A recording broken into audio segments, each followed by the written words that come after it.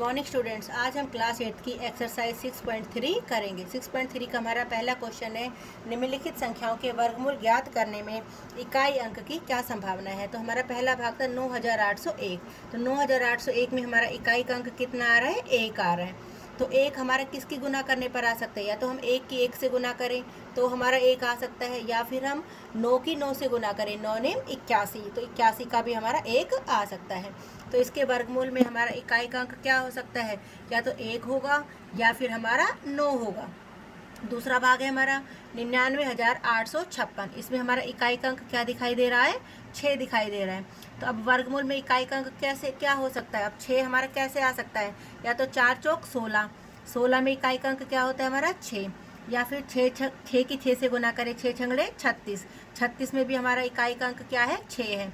तो हमारा वर्गमूल में इकाई का अंक क्या होगा, या तो 4 होगा या हमारा 6 हो सकता है। अगला है हमारा, इसमें भी हमारा इकाई का अंक क्या नज़र आ रहा है, 1 नज़र आ रहा है। तो हमारा 1 किस किस से आ सकता है, या तो 1 से आ सकता है या हमारा 9 से आ सकता है। तो हमारे वर्गमूल में इकाई का अंक क्या होगा, या तो 1 होगा या हमारा 9 होगा। इस संख्या में हमारा इकाई का अंक क्या नज़र आ रहा है, 5। इकाई का अंक है 5, और 5 सिर्फ किससे आ सकता है, 5 से, क्योंकि 5 5 25, और 25 में हमारा इकाई का अंक कितना होता है, 5। हमारा दूसरा क्वेश्चन है, बिना गणना किए वह संख्या बताएं जो वास्तव में पूर्ण वर्ग नहीं है। तो हमारे 4 ऑप्शन दिए हुए हैं, 153, 207, 408, 441। 153 में इकाई का अंक है 3, 257 में है 7, 408 में है 8 और 441 में है 1।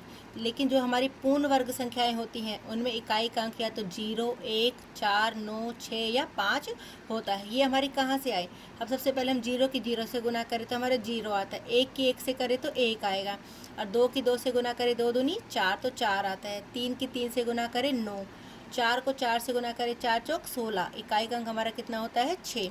5 की 5 से गुना करें 5 5 25, तो हमारा आता है 5। फिर आता है हमारा 6, 6 छंगड़े 36, 36 में भी 6 हमने पहले ही लिख रखा है। फिर आता है 7, 7 7 49, उसमें भी 9 आ गया 49 का।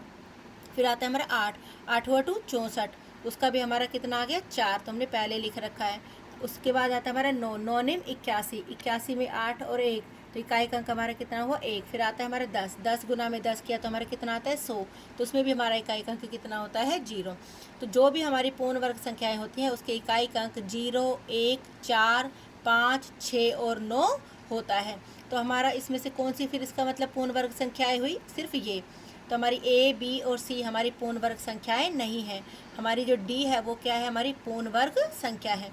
क्वेश्चन 3 है हमारा, बार बार घटाने की विधि से 100 और 169 का वर्गमूल ज्ञात करो।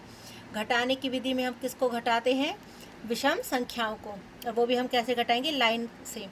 सबसे पहले हमें 100 का निकालना है, तो 100 में से सबसे पहले हमने 1 घटाया, कितना है 99। अब 99 में से अगली विषम संख्या क्या होती है, 1 के बाद क्या होता है 3, तो 99 में से 3 घटाया, कितना आया 96। अब 96 में से अगली विषम संख्या होती है 5, हो गया 91। 91 में से 7 घटाया 84, 84 में से 9 घटाया 75, 75 में से 11 घटाया 64, 64 में से 13 घटाया 51, 51 में से 15 घटाया 36, 36 में से 17 घटाया 19, 19 में से 19 घटाया 0। जब हमारा 0 आ जाए वहाँ पर हमें रुक जाना है। तो हमने कितनी विषम संख्याएं घटाई, 1, 2, 3, 4, 5, 6, 7, 8, 9, 10, यानी जब हमने 10 बार विषम संख्याएं घटाई तो हमारा 0 आया। तो हमारा 100 का वर्गमूल कितना निकल के आ गया 10। ये है हमारा वर्गमूल का निशान।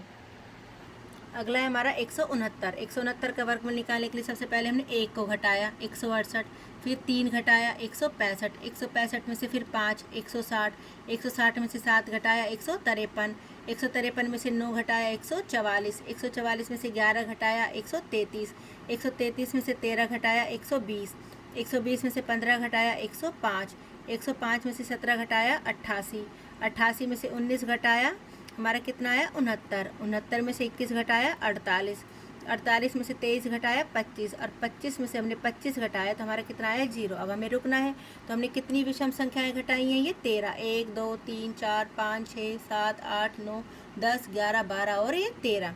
तो 169 का वर्गमूल हमारा कितना निकल के आ गया 13। Thank you.